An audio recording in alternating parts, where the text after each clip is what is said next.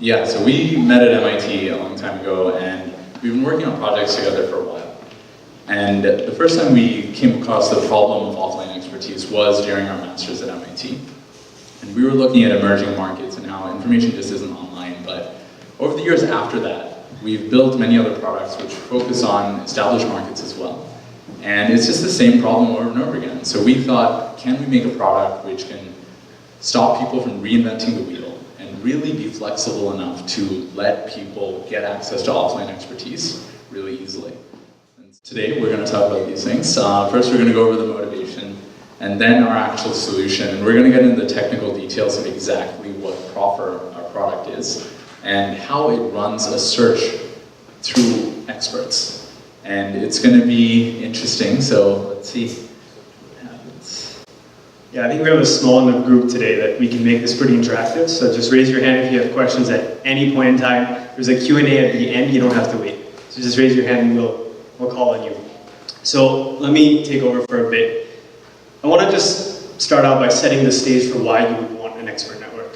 Why what we have today isn't good enough. So you guys have used Google. Google's awesome. We like AI, we like Google, and it gets better with time. But there are a number of questions, such as two of the ones Sinchan started out with, that you can't find answers to through AI or Google, and it's unlikely we're going to find good answers to those questions. The reason is pretty simple. Not all information that we have in our heads right now, and the experience that we have in our lives right now, is available online. And getting that experience online has proven difficult to date.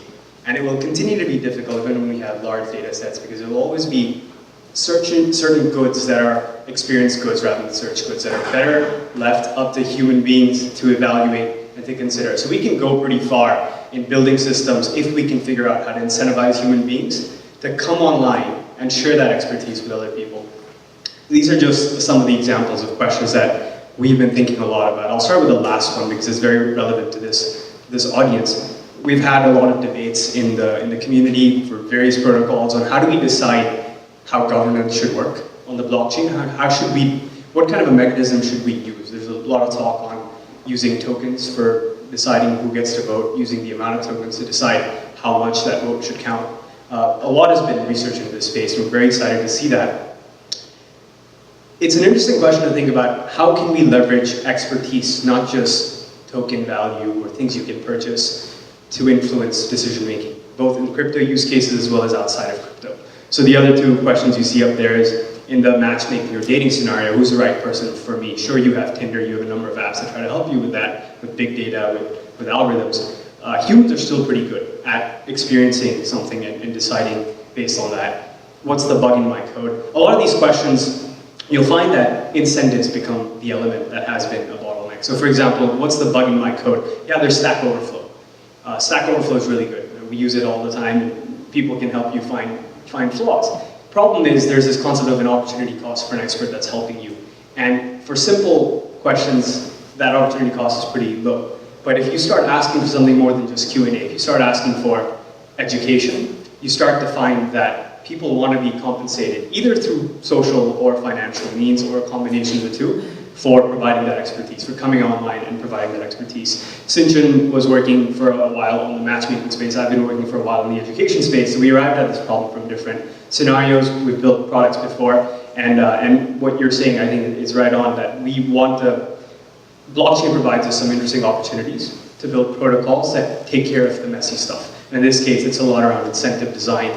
It's a lot around how do you figure out when experts are contributing, are they contributing the right stuff or the wrong stuff? So that's what we're going to talk to you about today. That's Proffer. So a little bit of repetition here. We've talked about the fact that there are many questions that will require human expertise. Now we want to dig down into we want to unpack that a bit. So the first one is that it's hard to, first of all, just discover expertise and measure it. It's hard even in real life, just in a one-on-one conversation. It's even harder to measure expertise online, and we're going to dig into this one even more and understand what are the expertise systems that exist today, how do they work, where do they fail. The second one is it's hard to create accountability. And what that means is in an expert network, when you have an expert providing an answer to a question, how do you, if you have an answer space which consists of n answers, how do you sort that answer space? The fact that someone asked the question means they likely don't know the answer. And so how do you build systems that through incentives, through game theory, through a lot of different mechanisms, allow you to weed out the bad actors, get rid of the bad answers, and even know what are the bad answers, what are the good answers. And the third one is just bringing on, it's the incentives piece, bringing on that expertise onto an online system. And we're very excited about the blockchain, that it provides us some interesting options that we haven't seen before off blockchain, and that's what we're going to talk about today. So more on that first point about expertise. This is a screenshot some of you have probably seen. This is LinkedIn. On LinkedIn, I can endorse Sinchan just now while doing this talk for something random, like ice cream. I can do that pretty easily. And yeah, LinkedIn has been making a lot of changes, so we've been following what they've been doing. They've been improving the system, but this is not where we don't want to single out LinkedIn. The point of this screenshot is expertise systems today have certain weaknesses, and we want to highlight those here. So in the case of LinkedIn, you can easily manufacture or self-report expertise. In the case of something like Reddit or Stack Exchange, if you think about participating in the Ethereum subreddit, you're required to have certain karma. You can get that karma by contributing on any other subreddit, and then you can start contributing on the Ethereum subreddit. So expertise can be easily manufactured, and many times it's in a way that's very arbitrary and doesn't help us out. The vagueness point there, that's again, let's take the karma expertise metric as an example. You have one number that applies to a lot of different topics. We have stayed away from having granular expertise in our apps out of complexity, out of other reasons, but we've tried to bottle down human expertise into one number. If you guys have seen that Black Mirror episode called Nosedive, that's a very interesting depiction of a world where you are rating people for every single interaction, you're capturing their score as one number. That's another weakness of the systems today, whether it's Reddit, whether it's Stack Exchange. We are trying to express expertise a little too concisely. The really important point here is expertise is fragmented across apps. So a lot of you here probably write on Medium about the blockchain. Some of you might even be top writers.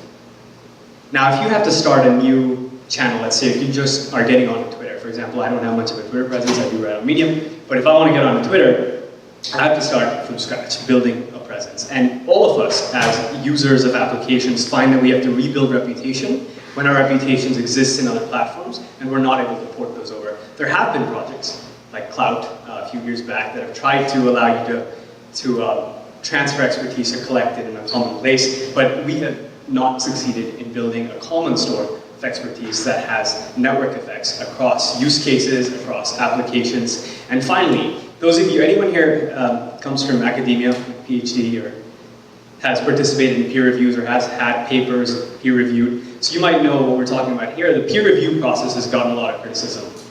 And it's because it's easy to sway votes. It's easy for an academic peer review to be very biased by one party or two parties. And in the case of a lot of the governance topics being discussed in the blockchain world, the crypto world, this would be the equivalent of someone just buying a token that allows them to vote more.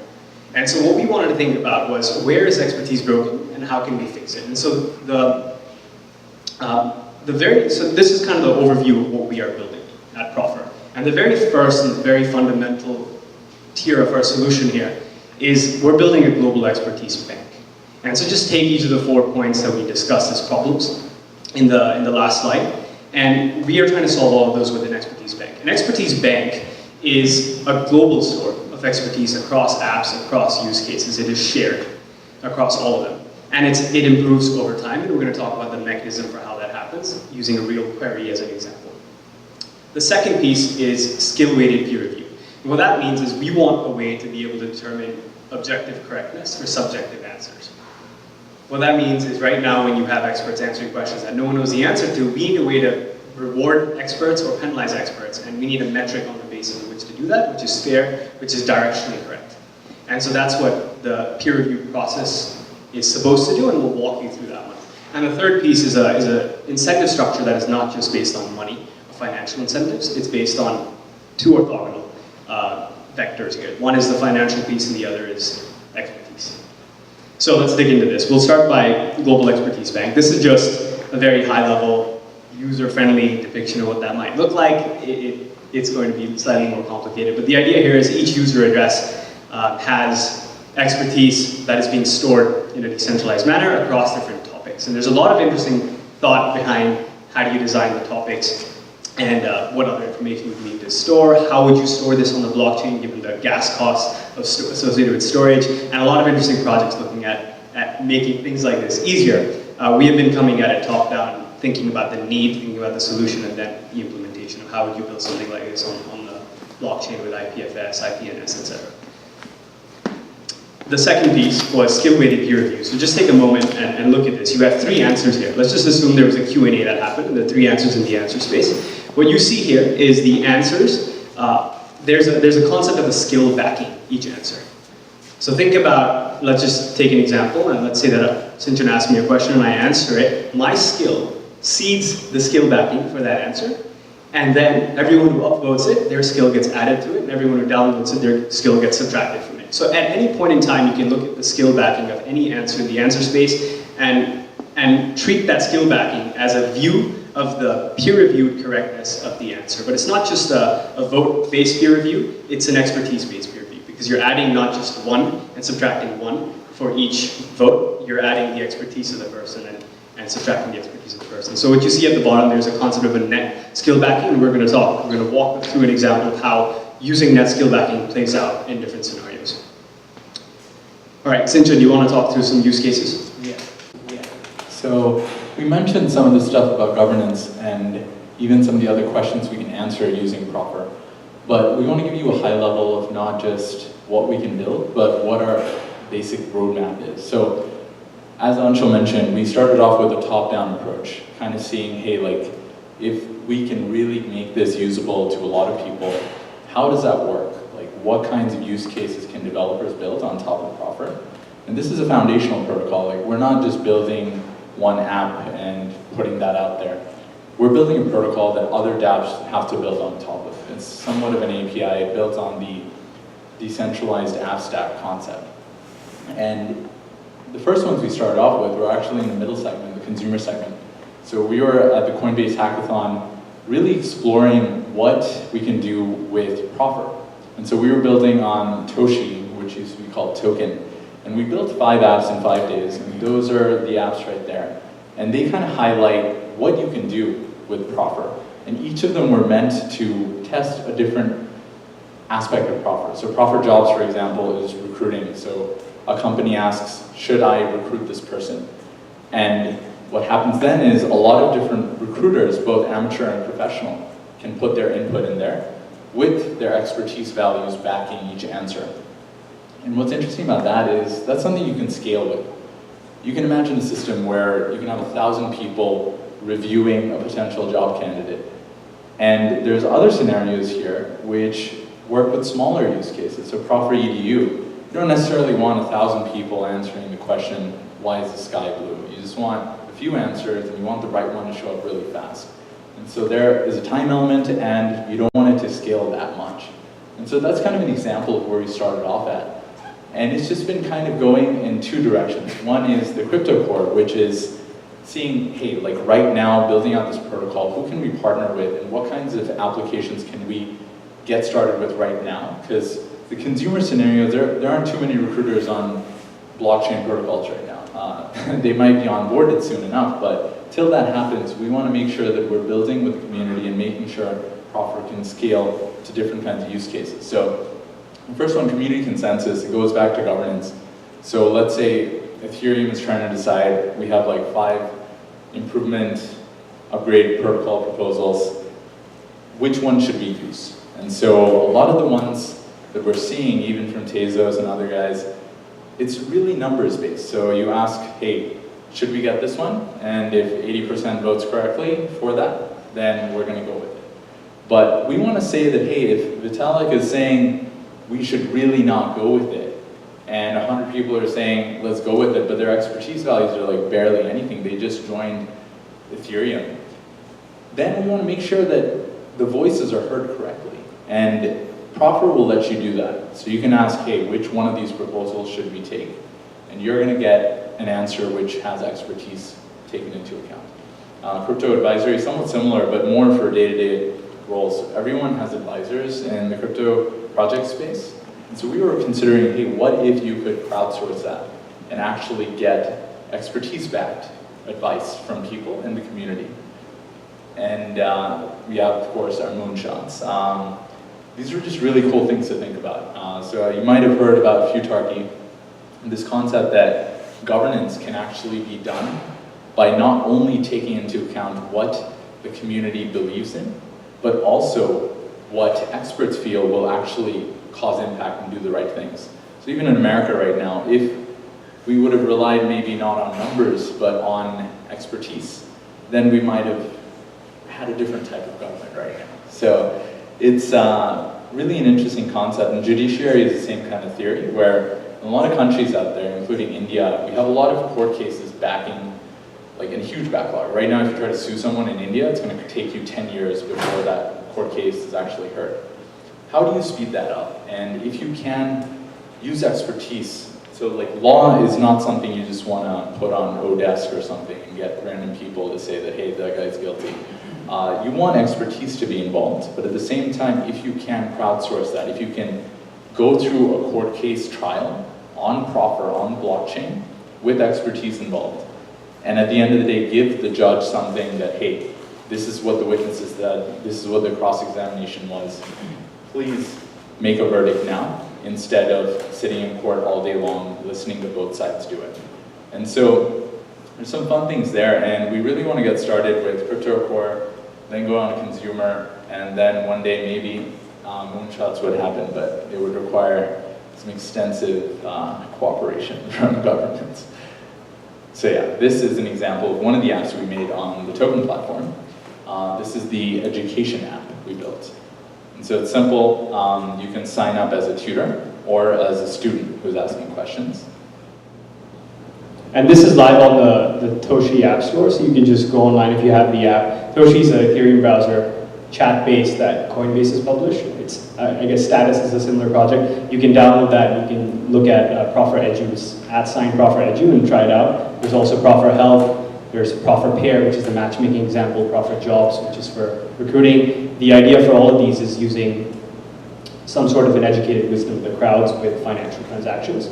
It does not demonstrate the full power of the protocol. In fact, the protocol, just in the last 2 months since the hackathon, has expanded quite a bit. But this was very helpful to us as developers in figuring out what we need to build that is flexible enough and powerful enough to cover different use cases as varied as education and matchmaking and other things.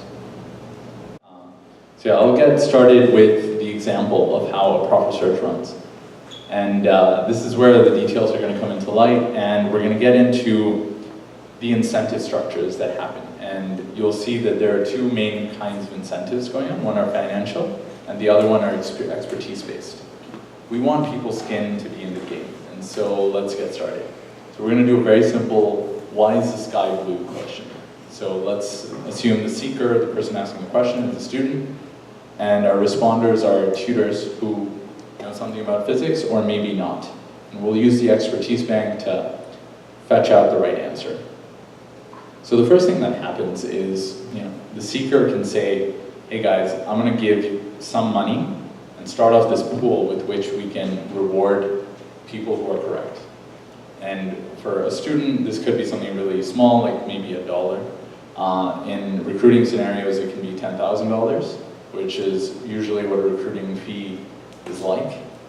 And so we got started there, and the seeker asks a question, provides Proffer with the seeker stake, which is their skin in the game.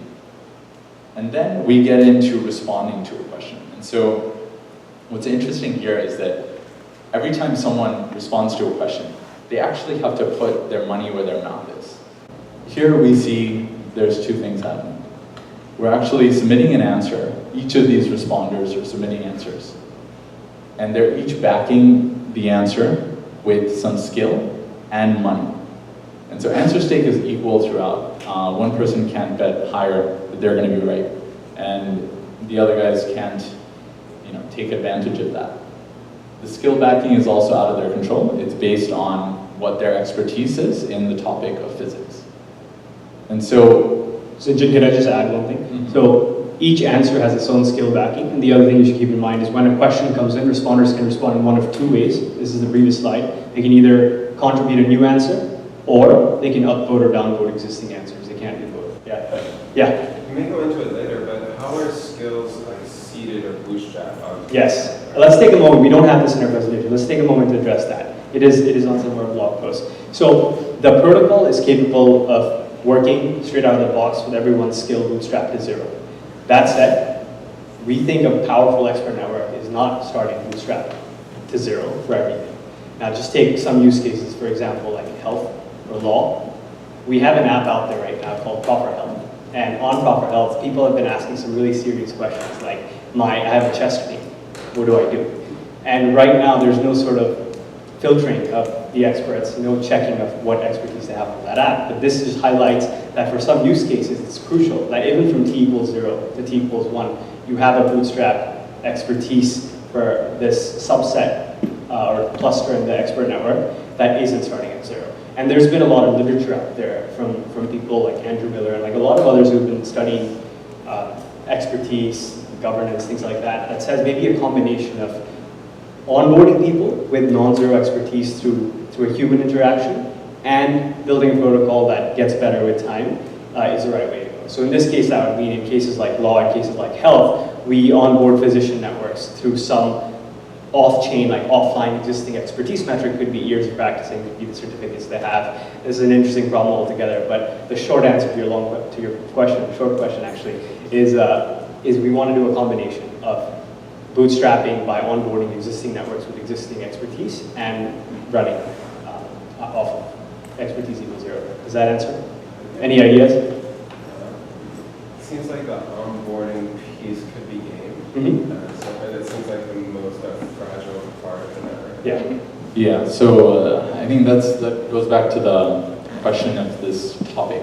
So where if you do game the system and you create this fake doctor app and you're reporting and starting off with these fake doctor values, other health apps out there just won't use you because it'll be pretty obvious pretty soon that you are faking it. And because it's a system where it's kind of like tags, right, at the end of the day, there's two ways to design a tag system. Either you say, these are the set of tags and no new user-generated tags can be created, or you let everyone generate tags and let them decide, hey, these are the best tags. I'm going to use those. And so we've actually opted for the latter because it lets Proffer be more kind of free and open and less constrained on developer decisions and other things. So you don't need a complete taxonomy for all of medicine to do Proffer. Exactly. Yeah. So you can just have one subset and get started with that. And if you're reporting good expertise values, other people will be building on top of your reported expertise. Now I saw some other hands. We'll just continue for a bit longer and we can keep doing Q&A in chunks just to get through this in the time that we have. So we left off with 5 different people contributing 5 different answers to the question, why is the sky blue? Each answer was seeded with the skill of the person providing the answer, and each answerer was staking their answer by a value called answer stake, configurable in the protocol through a parameter, and that got added to a token pool. So that's where we are right now. So this is a view of the answer space. You just see a table here with skill backing for each answer. You can see there have been no votes right now. For simplicity, we made it such that the first 5 responders responded with answers, not with votes, but in real life, you could have people starting, the first person could provide an answer, the next few could provide votes. So now we're going to see what happens when people vote. So here's 2 people voting on answer 1 in the answer space. There's P1 and P2. They both are doing a thumbs up, which is an upvote. And what's happening here is you can see on the right side what is their skill for this topic, which happens to be physics, and what happens to the skill backing for that answer when these 2 people vote. So person 1 has skill 0, person 2 has skill 10, and it's as simple as just adding that skill to the initial skill. You see that on the bottom left, 30 plus 0 plus 10. So the skill backing is updated with these 2 votes coming in. Let's look at what happens when another 5 people provide 5 more votes. 4 of them are upvoting, 1 of them is downvoting. Each of them has a skill in physics, and that gets added or subtracted based on whether it's an upvote or a downvote to the skill backing, and now you have an updated metric for correctness for this particular answer. Everyone follow that so far? This is protocol level, or this is an application? No, this is protocol level. Yeah, this is protocol level. And I can upload only one answer a person can only... You can only contribute one answer as the way we're viewing it. You can upvote as many answers. So everyone will get plus 7. What's that? If I have a 70 skill and I upload multiple questions, everybody will get... You have to stake it. So good question. So you have to stake each answer, and that's the disincentive to do that. If you think there should be other disincentives, we'd love to talk. But right now it's this line, and so feel free to add on. But this is the vote stake that you pay for each vote that you provide. And your disincentive for upvoting everything is the fact that some of the times you will be wrong, and you will lose that money, and you will also lose skill for that. So any and all upvotes that I do are backed by my stake? Backed by stake. Each upvote is backed by a stake. Yeah. Okay. This concept of positive and negative incentives is pretty unusual sometimes, where it's like, why are you getting people to pay money to answer questions?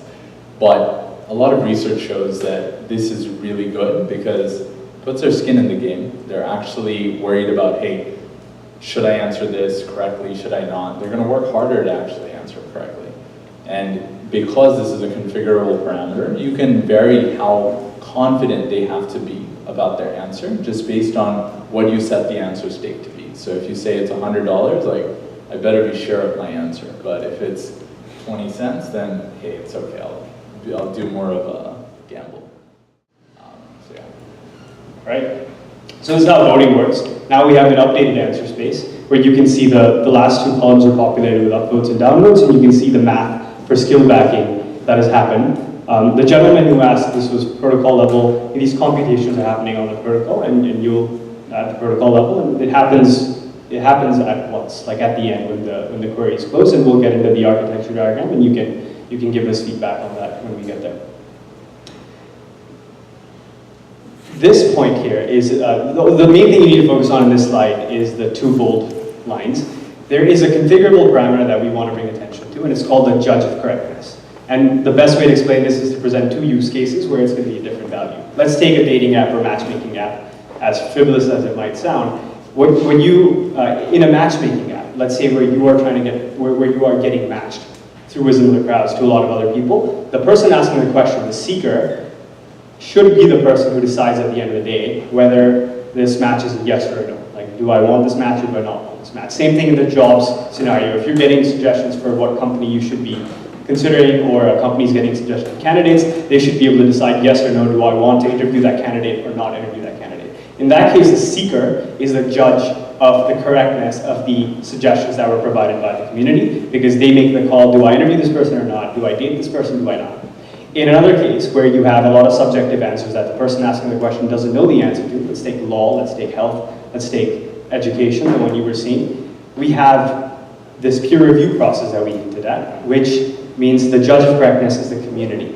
And what it comes down to is how you determine correctness and how you do the payouts based on that correctness metric. And we wanted to have a protocol that's flexible enough to cover scenarios where the person asking the question is the judge versus where the community is the judge. That's what this is saying, and you'll see how it plays out where the community is the judge.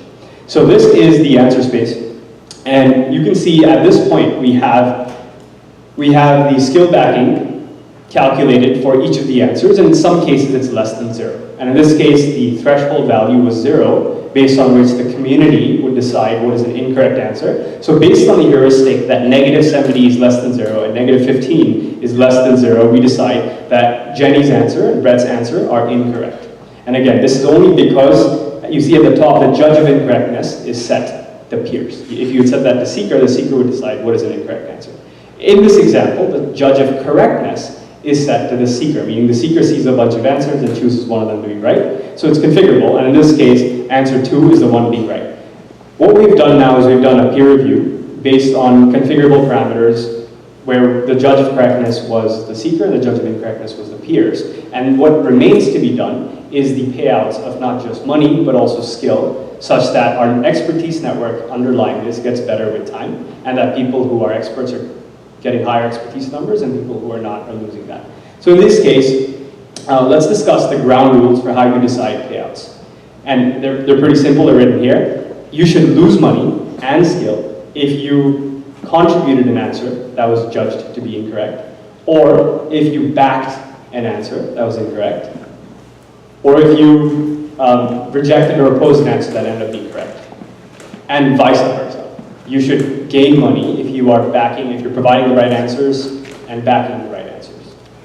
Okay, so that's how those are the ground rules for payouts. And what happens next is you are redistributing wealth. So we have this token pool where the person asking the question puts in a stake. Each of the responders puts in a stake, vote stake versus an answer stake, and that pool now gets redistributed. Was that a question?